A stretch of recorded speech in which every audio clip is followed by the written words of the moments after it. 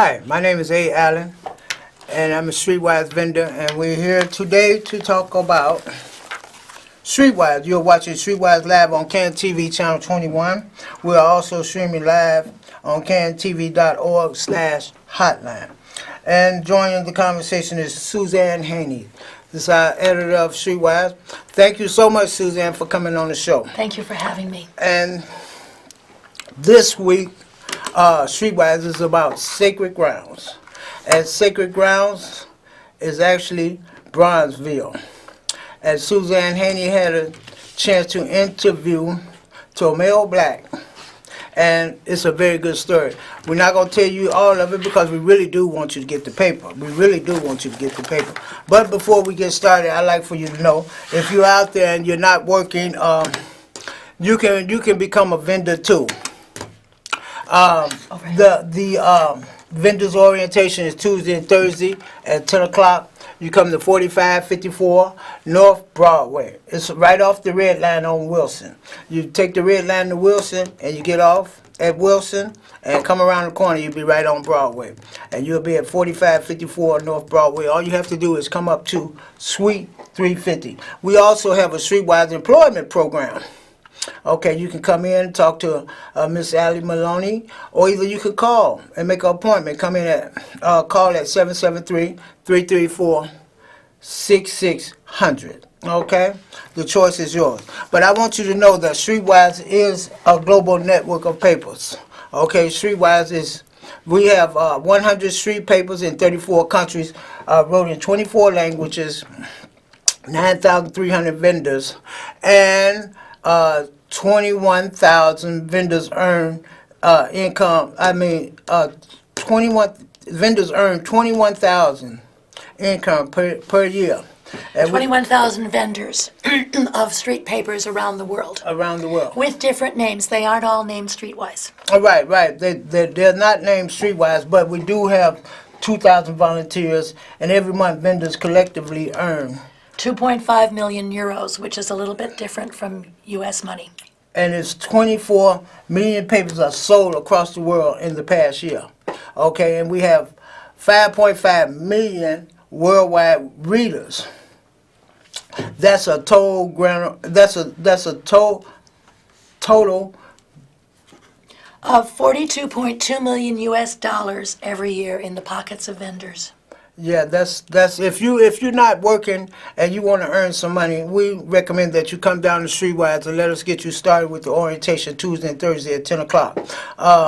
We have an overhead. I'm not going to show you all the video now, but the video is not working right now. So we're going to go straight to Suzanne Haney. So here we are. Great. So, Alan, you and I talked about this. You've got a column you want me to write up for you about Take the Paper. And what I maintain is what we do with Streetwise is we want to be a real newspaper, an alternative to panhandling, because we feel it's more honor. If you can sell Streetwise, you can sell anything. So it's like not begging. We want you to Okay, go ahead, keep talking. we want you to be able to, once you sell Streetwise, you can sell anything. That's the point. And that's why we tell people to take the paper, because that's honoring the work that we do as journalists and the work that the vendors do to sell it. And so we really want to talk about real issues, which is why we did the story. Sacred Ground is the book by Tomeo Black, who is 101 years old and has lived in Bronzeville since he was a baby. His family came up from Birmingham during the first Great Migration. And this was right after the race riots of 1919, which was when it was right after World War I. There was a recession, because people came back for their jobs. People had come up from the South for jobs during the war, and then after the war, the economy didn't have as much stimulus going, and so they lost their jobs, and then there was this riot. But the other thing was that Bronzeville had grown in population to twice the population it had. It went from 40,000 people in 1910 to 109,000 by 1920 because of all the war. So Timuel Black, meanwhile, has grown up in this era.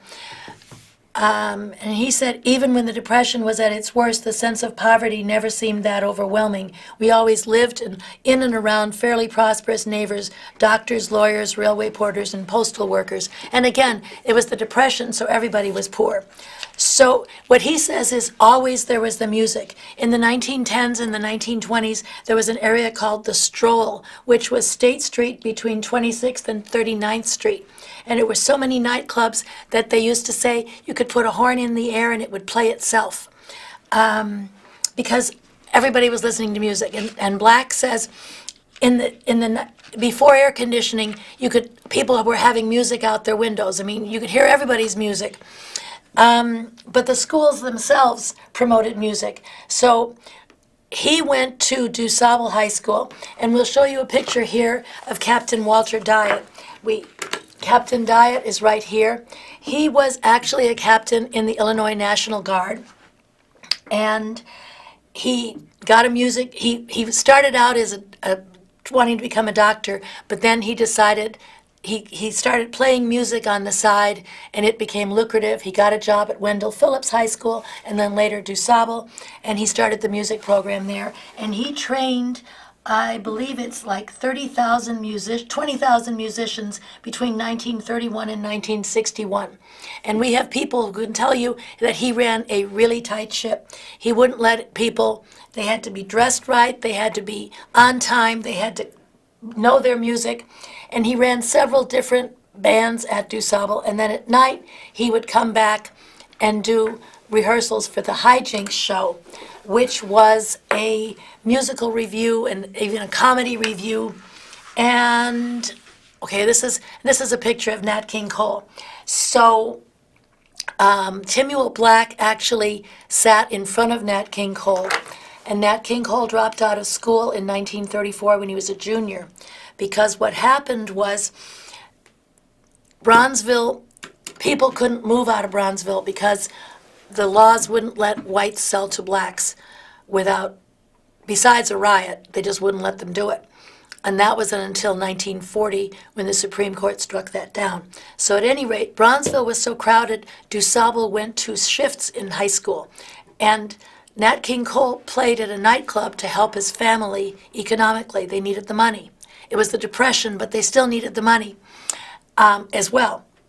And so he was playing in a nightclub, and they wanted him to start school at 8:30 in the morning instead of 10, and he just couldn't do it, so he dropped out. And then, little did you know, not long afterwards, he started in California and went zooming to success. But at any rate, this particular Hijinks show was the training ground for a lot of musicians, and we can show you pictures here of Dinah Washington. And is this Jean Adam? Okay, this is Dinah Washington. She was discovered in the Hijinks show. She was a singer, and one reason Timuel Black says that people didn't know Nat King Cole could sing was because Dinah Washington, he was playing piano for people like Dinah Washington who were also singing. But he said Nat King Cole was such a good singer, when the teachers would have a meeting, they would put the sign on the door and charge people to come listen to him play. Anyway, so then there were other people who were discovered in this Hijinks show, like the band leaders Cab Calloway and Duke Ellington used to come to the show. Is that Duke Ellington right there? No, this is, I think, Gene Ammons. Okay. It's not Duke Ellington because he's not local. But they used to come to the show. I think it's Gene Ammons, I'm not sure. They used to come to the show in Talent Search.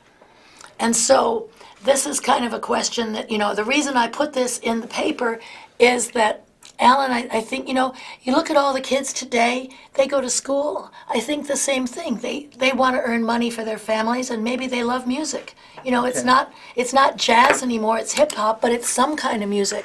Right. And could we be doing more with music in the schools to engage kids and give them a head start on a career they love? That'd be nice. That'd be nice. So that's some of what we talked about in this.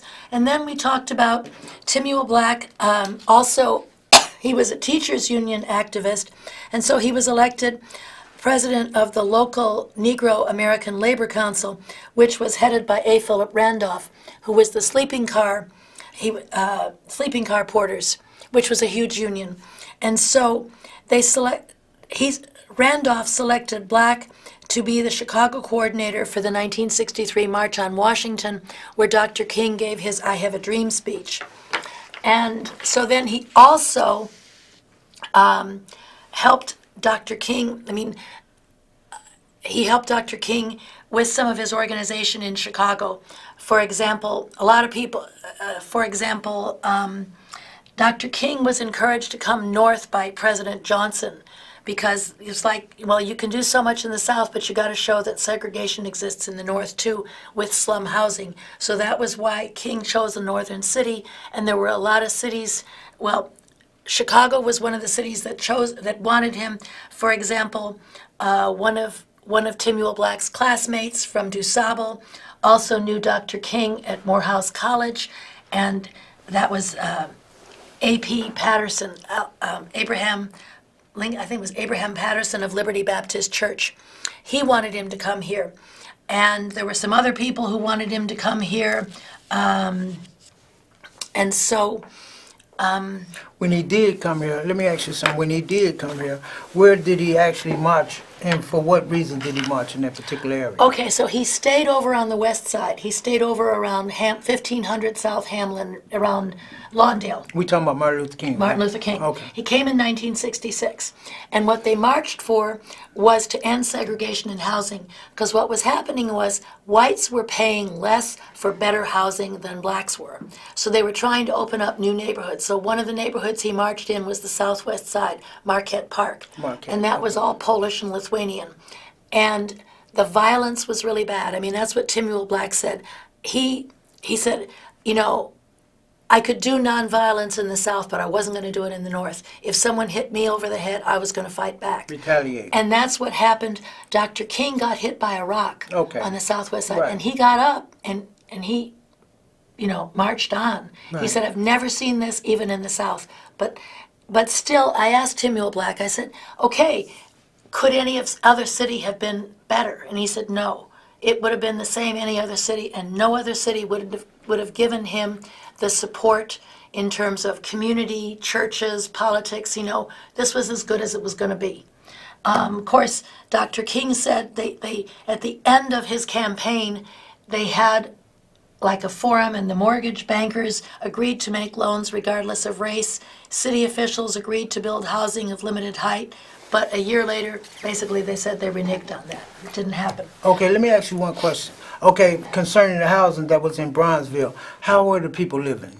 Well, they were crowded because they couldn't move out of Bronzeville, and the population doubled between 1910 and 1920. So they was kind of like crammed in there. They were crammed in there. So then 1940 happens, and Lorraine Hansberry's father, Raisin in the Sun, she's the one who wrote Raisin in the Sun. Yes. Her father was trying to sue against restrictive covenants, and there was a black lawyer who helped them. They went all the way to the U.S. Supreme Court, and they overturned it. So restrictive covenants said you couldn't sell to a black. That was over. Okay. So blacks started to move out.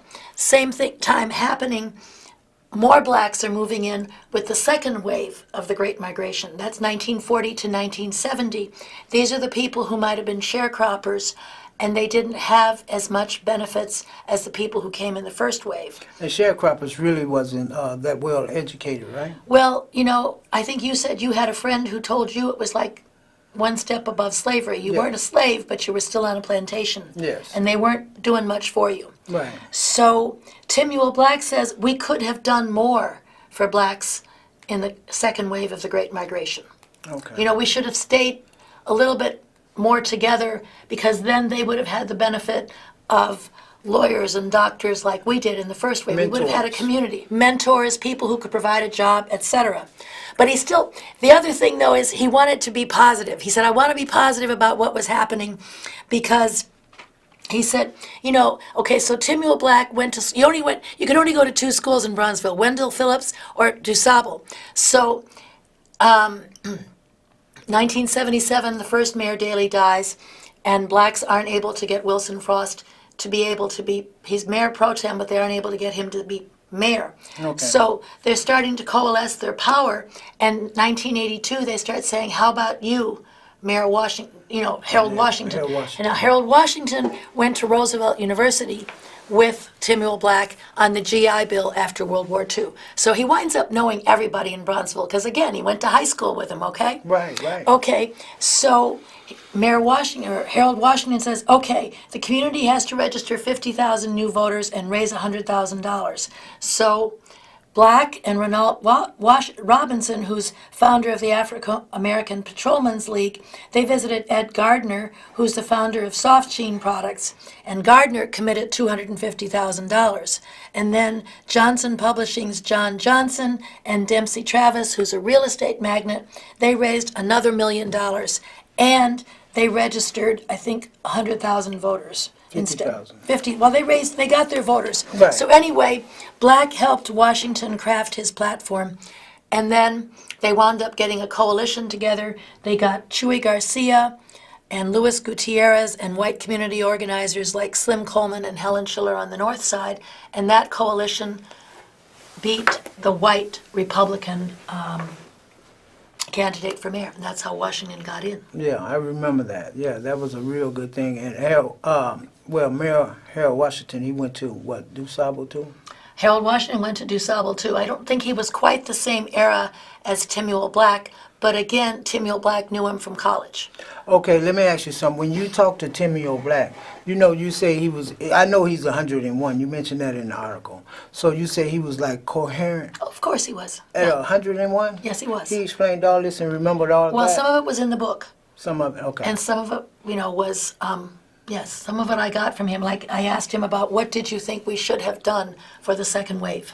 Okay, and another thing you mentioned, a lot of politicians came from out of Bronzeville. You mentioned Mosley, Braun. Well, so Timuel Black mentions that, Carol Mosley Braun was the first African-American woman senator. And she came, and I'm not sure if she exactly came out of Bronzeville, but Bronzeville gave her support. Okay, yeah. Okay.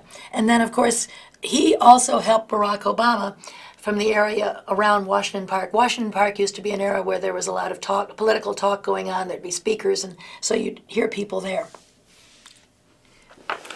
Yeah, so So we're going to show some pictures here. So this picture is a picture that sits in the B Branch Library. It's called A Bronzeville Saturday. It's an acrylic painting by Greg Spears, and it's featured in the Chicago Public Library B Branch. So this is actually the Anthony Overton Cosmetics Wait a building. minute. Okay, This is okay. This is actually the Anthony Overton Cosmetics building and Overton Hygienic building. And he built this, it's 3619 to 27 South State Street. And Anthony Overton was one of the nation's largest producers of African American cosmetics. They called it the High Brown line. And then this building, he commissioned it in 1922. Actually, he commissioned this building in 22, and he commissioned this building in 1929, right ahead of the Great Depression. This was the Chicago Bee building. And the Bee was a newspaper that Overton started. It was a weekly that he wanted to compete with the Chicago Defender. Chicago Defender, of course, is the newspaper that started the Great Migration in like 1916 by telling everybody there's really great jobs here in Chicago. They need people. It's World War I. They can't get people from overseas, so you all ought to come up from the South and take these jobs. And that's the same thing that happened in World War II. They couldn't get Europeans to come overseas because there was a war on across the ocean. And so they're like, take these jobs. The same thing that was happening because the government had started giving plantation owners money to not grow crops because cotton is so hard on the soil. They gave them money to not grow for a while. That meant they had money so they could buy machinery. They didn't need all the labor they had. So that was like, well, we don't need you anymore. Thank you very much. So they were free to come north. And so that was the second wave of the Great Migration. But at any rate, this is 3600 South State Street. This is the B building.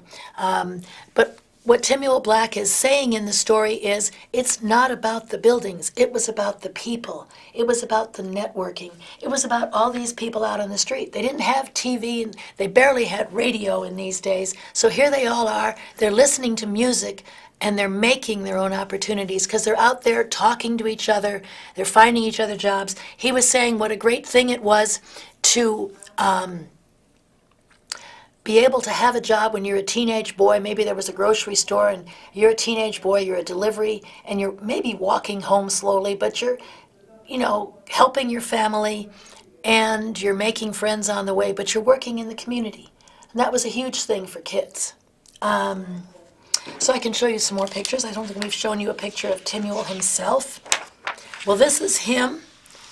This is the Savoy Ballroom and this is on 47th Street near Dr. King Drive. Actually, it was South Parkway, but that became King Drive. And this is Timuel Black when he was a teacher. And this is him later on. This is with his wife, Zenobia. He met her during the Washington campaign, and she was one of on Washington's housing committee. And this is Timuel Black with Jesse Jackson Sr. Okay, and these are his two children. He had a son, Timuel Kerrigan, and his daughter is Amidra. So, what else? That question about whether if Brownsville had stayed like Chinatown and not integrated the rest of the community so fast, would that have been a good idea or a bad idea? Okay, in my opinion, I think it would have been a good idea because the more upper class blacks could have helped the lower class blacks, and they could have integrated just like whites and blacks, because you can actually learn a lot from integration. I agree.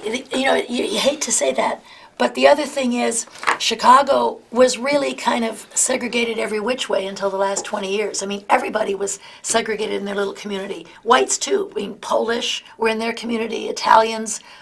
Everybody spoke their own little language, and it was okay. But the other thing that happens in a community like that is gangs start up when people don't feel in power. And so if you already had rich people in a community, those are your gang leaders. You don't need a gang because you got powerful people. And other people from outside the community are coming in and saying, wow, we need the black vote. Here's some rich black people. And they can, talk to their people, but we can get that whole voting block together. Right. For example, that's what happened in the 1915 election. Mayor Thompson went into the black community and got them going. Got them. Okay, so Susan, I think we may have a caller coming up, and Okay. this guy actually went to school with Captain Diet. Diet? Okay. Okay, I'm showing him on the overhead, and let's zoom in, Captain Diet, and he talked to me earlier about what it was like being in his class, and I'm hoping he'll call soon. Okay, so we have a caller. Hello? Hello? Hey, Quincy, welcome. And he is a vendor. Welcome, yeah, he's a vendor. He's a Streetwise vendor. Quincy, welcome to the Streetwise talk show. Quincy, we talked earlier, and you said you went to what, DuSable? Yeah, that's why I'm up for grade for first year. Okay, so you had a chance to meet Captain He Diet. studied under Captain Diet. You studied under him. You say you participated in his class. In his music class. Okay, can you tell us a little bit about what it was like? Oh, well, Dr. Guy, he was a very special person, very special, such an individual. He taught me everything I know about blowing a flute. He was the head of the music department there. He believes in discipline. He believes in teaching you to be the best that you can be in whatever you do. And the things that he taught me seemed to stuck to my head, I've been working with now as a young man. Discipline and order. So you feel like he was a very effective teacher? He was very, very effective in the whole community. I mean, people from other schools, people in the surrounding areas, You know, they used to have a place that they called the Rosenwald, which they lived at on 47th and Ballback. Students that do fly by high school had the opportunity to, you know, get to know the teachers and the counselors that was at the school personally, because you would see them every day going back and forth to work. So it was a good thing. You know, the South has a very, very excellent education department. So, And the Dr. Dye had, he was the director. He was more or less the head man. He was like a principal. okay. So Quincy, now you know Streetwise, the sacred ground is Bronzeville, okay, and it's about the history of Bronzeville. The reason why I have you to call in is because you are part of that history, and you can let us know from personal experience about these people that's in the magazine, and I really appreciate that. Thank you so much for calling and giving us your input, because it gives us some history on the neighborhood Bronzeville. And one of the things that me and Suzanne was talking about is the neighborhood was made of people, and it was the social life that really made the neighborhood. It wasn't so much as the buildings, but it was the social life. And you was a part of that social life, which makes you a part of the history of Bronzeville. Yeah. Right? Yeah, Bronzeville, back in the 60s, Bronzeville was called the Valley. It used to be King Drive, 47th, 41st, 51st, all that was called the Valley. Called the what? In that area. Oh, okay. Had you ever heard the term the stroll? Yeah. Yeah. We used to go to the... Yeah, the term the stroll is mentioned in the magazine also. You know, so it was really a lot going on in Bronzeville back in the days, and but now it's not much going on. It's not much going on socially, you know, the way it was back then, because you had a lot of political leaders, okay? But listen, Quincy, thank you for calling. We got to wrap this up, and I want to let the audience know that we do have orientation Tuesday and Thursday at 10 o'clock. Tuesday and Thursday at 10 o'clock, we have orientation. And if you're a vendor out there, the orientation is Tuesday and Thursday, 4554 North Broadway, Suite 350 is right off the red line. And if you're a vendor and you're out there and you don't have your new badge, you need to come in and update your badge for the year 2020. Okay, so you can get back to work and come get you some papers, you know. So we invite everybody, and I also want to thank Suzanne for coming, our editor. Thank you so much. You very well covered the story. And we do have good magazines, and you're welcome to participate in buying a magazine, or you're welcome to participate in coming and selling a magazine. And I want to thank Susan Haney for being our guest today. Thank you Suzanne. for having me. I enjoyed it. Thank you all for listening and watching.